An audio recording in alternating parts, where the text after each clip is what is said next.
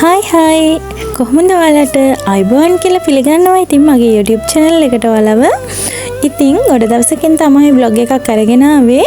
අද මම ඔයාලට ගෙනාවේ මම හදාගත්ත රසම රස කැම මෙනු එක. ඉතින් එහෙනම් අපි බලමුකෝ තව ටිකකින් කොහොමද ඒක හදාගන්නේ කියලා.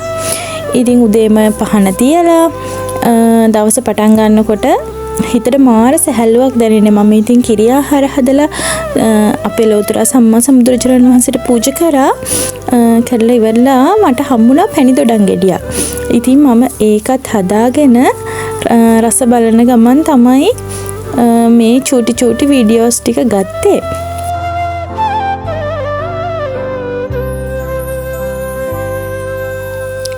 පැණි දොඩම් ගෙඩිය නම් ඉතින් පුදුම තරම් රසක් තිබුණේ. පොඩ්ඩක්වත් ඇඹුල නැහැ. මී පැණි වගේ හරිම රසයි. ඉතින් අවුරුදු ළඟ හින්දා දැන් ගස්වල පළ දරන කාලේ. අපේ ගෙදර ඉතින් තියෙන හැම ගහකම වගේ දැන් පළතුරු හැදිලා තියෙන්නේ. ඔන්න ඉතින් මම දැන් ඔයාලට කියලා දෙන්නත් නෙමෙයි. මම හදන විදිය ඔයාලත් එක්ක බෙදා ගන්න යන්නේ. මුලින්ම ඉතින් මම මේ මාළු ටික සෝදලා කහ ටිකකුයි ලුණු ටිකකුයි දාලා හොඳට අතගාලා ටිකක් මැරිනේට් වෙන්න තියලා තිබ්බා. ඉතින් මේ මැරිනේට් වෙන්න තියපු ටික මම මේ හදන්නේ ගැඹුරු තෙලේ ටිකක් බෙදගෙන රන්වන් පාට වෙනකම්. බෙදගන්න කියන්නේ මේක හොඳට අර ගල් වෙන්න වගේ බදින්නේ නැහැ මම. නිකන් සාමාන්‍ය ගානට පොඩ්ඩක් තෙලේ බෙදලා ගන්නවා මේ රන්වන් පාට වෙන්න. ඇත්තටම මේ මාළු මට හිතෙන විදිහට මේකේ නම ඉරටවල්ලෝ. ඉරටවල්ලෝ කියලා තමයි කිව්වේ මාළු ගෙනාපු එක්කෙනා. ඉතින් ඇත්තටම මාළු නම් මම කන්න ගොඩක්ම ආස නැහැ. හැබැයි මේ විදියට හැදුවම නම් කනවා. අද ඉතින් උදේ කිරිබතුත් හදපු හින්දා හිතේ තියෙන්නම ඉතින් මාළු හදිත් එක්ක කිරිබත් කන්න තමයි. ඔයාලත් එහෙම කාලා තියෙනවද? ඇත්තටම මාරම රසයි එහෙම කන කිරිබත් නම්.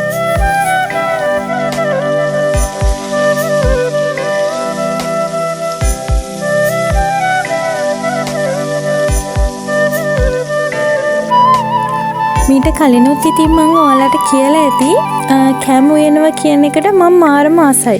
ඒක පොඩි කාලේ ඉඳන්ම මේ මම ආසාවෙන් කරන දෙයක්. ඉතින් අපි ඕනම දෙයක් ආසාවෙන් කැමැත්තෙන් කරනකොට තමයි ඒ දේ අපි හිතන විදිහටම ඇත්තටම කැමක් වුණත් රසට හැදෙන්නේ. මෙන්න මේ වගේ ගාන වෙනකන් තමයි මම මාළු ටික බැදගන්නේ. හොඳට අර ක්‍රිස්පි ගතියට නිකන් බදින්නේ නැහැ. පොඩ්ඩක් රන්මන් පාට වෙනකන් බැදගන්න මාළු ටික. ඉතින් තෙල් බේරෙන්න පොඩ්ඩක් අයින් කරලා තියෙනවා. ඒ අතරතුරේ ඉතින් ඉතුරු මාළු ටිකත් බෙද ගන්න ඕනේ. ඔක්කොම මේ විදිහට බෙදලා ඉවර වෙලා පොඩ්ඩක් නිවෙන්නත් නෙමෙයි ටිකක් අර තෙල් ගතිය ඉවත් වෙනකන් අපි තියා ගන්න ඕනේ.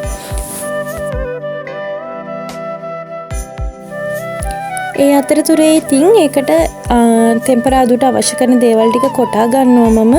මේකට මම දාලා තියෙන්නේ සුදු ලුණු එතකොට ගොරක කෑලි 2-3ක් කරඳ බුංගු ඇටයක් කරාබුනටි 2-3ක් ගම්පිරිස් ටිකක් ටික දාලා බලලා හොඳට කොටාගෙන ඉවර වෙලා රතු ලුණු පොඩි කෑල්ලක් කරපිංචා සුදු රම්පේ ඔය ටික දාලා ඉවර වෙලා ඉතින් ටෙම්පරාදු කරගන්න ඕනේ මුලින්ම. ඊට කලින් ඉතින් මගේ ලිපපත්තු කරගත්තා. දැන් ඉතින් වලඳක් ලිපේ තියලා මේකට තෙල් පොඩ්ඩක් දාලා ඉවර වෙලා තෙල් ගොඩ දාන්න නැහැ. මොකද මේක තෙල් උනනවා හදනකොට. මොකද අපි මාළු බෙදලා තියෙනවනේ තෙල් වල. ඉතින් ඒ තෙලුත් අපේ කරියකට මිශ්‍ර වෙනවා. එතකොට ඉතින් ඉබේම තෙල් උනනවා මේ මාළු එක උඩ. ඔයලේ වරුණහම් බලන්නකො තෙල් පෑදලා තියෙන ලස්සන. ඉතින් ඔන්න ඔය විදිහට මුලින්ම තෙල් චුට්ටක් දා ගන්න ඕනේ අපි.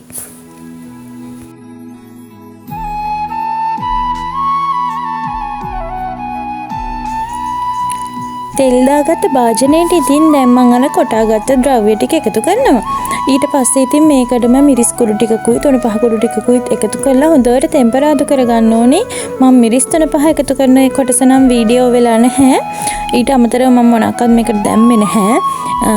ඔයාලට පෙන්නන ටිකෙන් අඩු වෙලා තියෙන මිරිස් තුන පහ දාපු ටික විතරයි. ඉතින් ඔය විදිහට හොඳට මේ ටික පොඩ්ඩක් තෙලේ කරවෙන්න දීලා මිරිස් තුන පහ ටිකත් එකතු කරලා රම්පේ කරපිංචා ඒව ඔක්කොම දාලා ඉවරලා හොඳට තෙලේ පොඩ්ඩක් කියලා මෙලවෙන්න දෙන්න ඕනේ.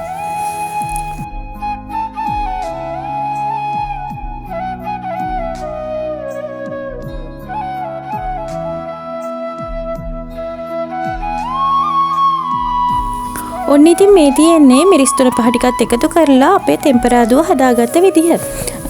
ඉතින් මොනවත් හිතන්න එපා ඔයාලා හෙටික මම පෙන්නුවේ නැහැ කියලා. ඇත්තට මේක වීඩියෝ වෙලා තිබුණේ නැහැ. මොකද මම කැම් එකේ මේ වීඩියෝ ඔන් කරන්නේ නැතුව තමයි කැමරාව අල්ලලා තියලා තියෙන්නේ. ඉතින් ඕකටම දැන් මම මාළු ටිකක් දාගත්ත බෙදගනිපු.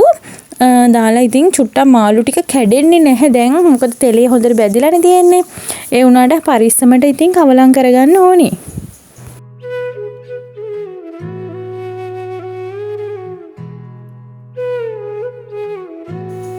මේකට ඉතින් දැන් වතුර පොඩ්ඩක් එකතු කරගන්න ඕනේ. මාළු ටික සාමාන්‍ය වැහෙන මට්ටමට වගේ හොඳටම වැහෙන නෙමෙයි බාගෙට වගේ තියෙන්න මෙන්න මේකත් ගානට වතුර ටිකක් එකතු කරගන්න ඕනේ. ඊට පස්සේ ඉතින් මේක ඉමින් සැරේ වතුර ටික නටනකන් අපි පොඩ්ඩක් කියලා තියාගන්න ඕනේ.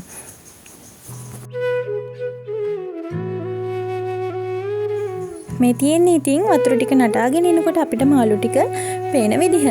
ඉතින් ඔය අතරතුරේ මම මැල්ලුමක් හදාගන්න කියලා කොළ ටිකක් කඩාගන්න තමයි මේ හිත ඉන්නේ. මාළු ටික ඉතින් ලිපේ හරියට හැදෙනකොට මම ගියා ඉතින් වත්තට චුට්ටක් මොනවාද අද ගන්න තියෙන පලා වර්ග ටික කියලා බලන්න. මේ බලන්නකෝ මාළු ටිකේ පාට හරි ලස්සනයි. ඉතින් මේකේ තව පොඩි සීක්‍රට් එකක් තියෙනවා. ඒකත් මම ඔයාලට දැන් කියලා දෙන්න. ඒකෙන් තමයි මේ මාළු ව්‍යංජනේ රස වෙන්නේ.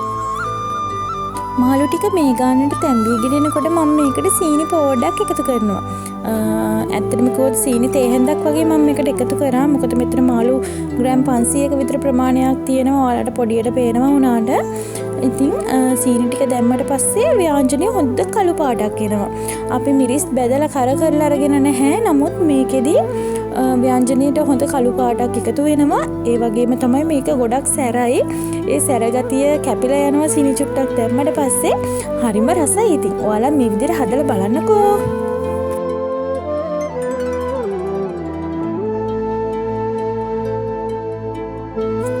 ලිපෙන් බාගනිපු මාළු ව්‍යංජනේ ඉතින් මෙන්න මෙහෙම පොඩ්ඩක් අතින් සොලවලා නිමෙන්න තියන්න ඕනේ. ඒ අතරතුරේ ඉතින් මම කොළ ටිකක් කඩාගන්න යනවා දැන්. බලන්නකො මාළු ව්‍යංජනේ හරිම ලස්සනයි. පාට දැක්කමත් කන්න හිතෙනව නේද? ඉතින් බලන්නකො අපේ වත්ත පුරාම හැමතැනම මේ වැල් දොඩම් පැල හැදිලා තියෙනවා. සාමාන්‍යයෙන් මේකට පැෂන් කියලාත් කියනවා. වැල් දොඩම් කියලාත් කියනවා. ඉතින් ඔයාලගේ පැත්තේ මොනවද කියන්නේ කියලාත් කමෙන්ට් එකක් දාගෙන යන්න. ඉතින් පැෂන් දළු සම්බෝලයක් හදන්න තමයි මම හිතාගෙන ඉන්නේ. ඉතින් මම පැෂන් දළු ටිකකුත් කඩාගෙන පහලට යන්න ඕනේ දැන්. මොකද දැන් අයියත් දවල් කැමරට එන්න ළඟයි. ඉතින් මේ පැෂන් දළු ඇත්තටම ප්‍රෙෂර් වලට එහෙම හොඳයි කියලා මම අහලා තිනවා. ඒ වගේම තවත් රෝග රැසකට හොඳ බෙහෙතක් තමයි මේ පැෂන් දළු කියන්නේ. ඔයාලත් ඉතින් මේ වගේ පැලයක් හදාගෙන තියාගන්න ගෙදර. අපි නම් මේ හදපුවා නෙමෙයි මේවා ඉබේ පැලවුණු ඒවා. ඉතින් ඔන්න ඔය විදිහට කොළ ටිකක් කඩාගෙන මම රසමරස පැෂන් සම්බෝලෙකුත් හදාගත්තා. ඉතින් සුදුලුණු කරියකුයි පැෂන් කොළ සම්බෝලෙකුයි මේ විදිහට හදාගත්ත මාළු කරියයි කියන්නේ වෙනස්ම රසක් තමයි. ඔයාලත් ඉතින් හදලා බලන්නකෝ. හදලා බලලා කමෙන්ට් එකක් දාන්න ඉතින් මොන විදිහටද ආවේ කොහොමද ඒකේ රස කියලා. ඉතින් එහෙනම් ආයෙත් දවසක අලුත් වීඩියෝ එකක් අරගෙන එනකම් හැමෝම සතුටින් පරිස්සමින් ඉන්න.